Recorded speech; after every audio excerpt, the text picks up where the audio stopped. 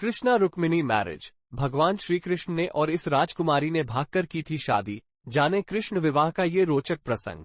Krishna Rukmini marriage. Krishna और राधा की प्रेम कहानी तो दुनिया जानती है।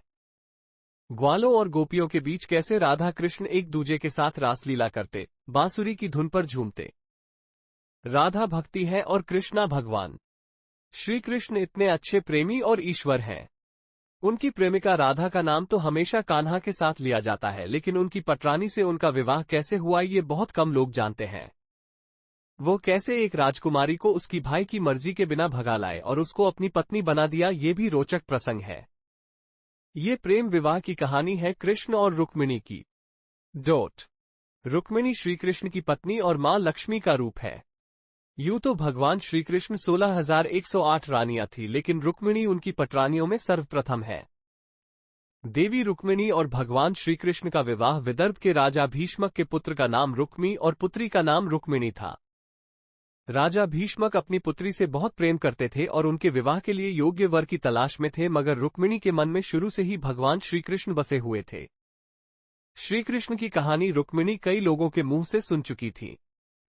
उनकी वीरता की कहानियों से देवी के प्रेम में उत्पन्न कर दिया था। देवी रुक्मिणी ने तय कर लिया था कि वो श्रीकृष्ण से ही विवाह करेंगी, लेकिन शिशुपाल अपनी बहन रुक्मिणी का विवाह अपने प्रिय मित्र जरासंध से ही करवाना चाहता था। कुछ समय बीतने पर रुक्मिणी के भाई रुक्मी ने छेदी नरेश शिशुपाल के साथ रुक्मिणी का विवाह तय कर दिया। तब रुक्मिणी ने श्रीकृष्ण को पत्र लिखा और एक दूत के हाथों भेज दिया। उन्होंने लिखा कि श्रीकृष्ण उन्हें बचाने के लिए तुरंत विदर्भ राज्य आए। उनका भाई उनका विवाह करवाना चाहता है। जब देश पहुंचे तो वहां देवी रुक्मिणी के स्वयंवर की तैयारी चल रही थी। इसी बीच देवी रुक्मिणी मंदिर गईं और वहां श्रीकृष्ण ने उनका अपहरण कर लिया। भगवान कृष्ण और देवी रुक्मिणी के भाई रुक्मी के बीच भयानक युद्ध हुआ और राजकुमार रुक्मी को हराकर भगवान कृष्ण रुक्मिणी को साथ ले आए। उसके बाद उन्होंने विवाह किया और द्वारिका नगरी रहने लगे।